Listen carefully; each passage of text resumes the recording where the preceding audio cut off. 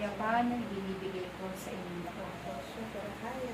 Ang taong kadlayang kapayapaan na naging mula sa Diyos, kailanman ay hindi mapapagawa.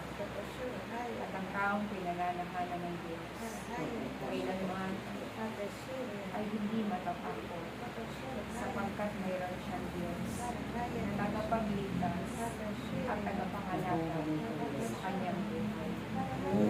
Ako ang Espiritu Santo, aking mga anak, naway lagi ninyong hingin ang aking gabay at patnubay, upang kayo hindi maligaw. Lagi kayong umasa sa Diyos na magkakaloob sa inyo ng mga biyaya sa araw-araw, sapagkat walang bagay na hindi gagawin ng Diyos para sa kanyang mga anak, na patuloy na humihingi at tumatawag sa Kanya. Kung kayong magaling lang sa kapangyarihang pinagkaloob ng Diyos sa inyong lahat, kaya ito ay inyong pangalagaan at ingatan.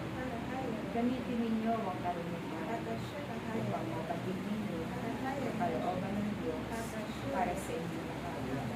Sapagkat ang nais niya, kayong lahat ay maligtas, kayo'y hindi makakamata.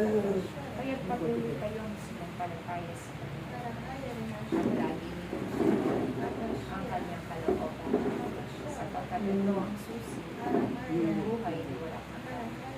Tandaan niyo, maraming naunang mga propeta ang naligtas, sapagkat patuloy silang sumunod sa kalooban ng Diyos.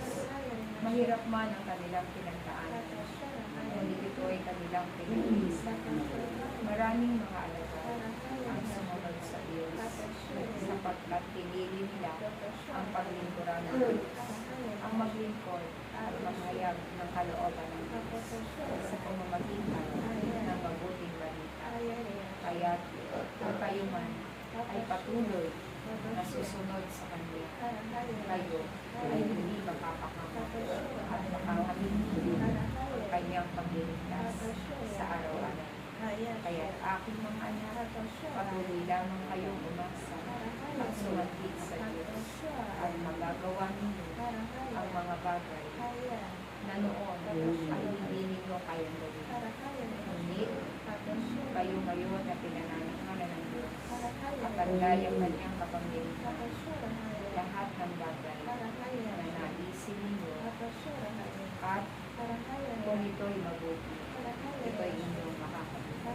Kaya huwag kayong manghinawa na sumunod at tumulog sa Kanyang panawagan upang mabatid ninyo ang Kanyang kalooban at madala ninyo ang inyong mga angkan sa Kanyang panawagan.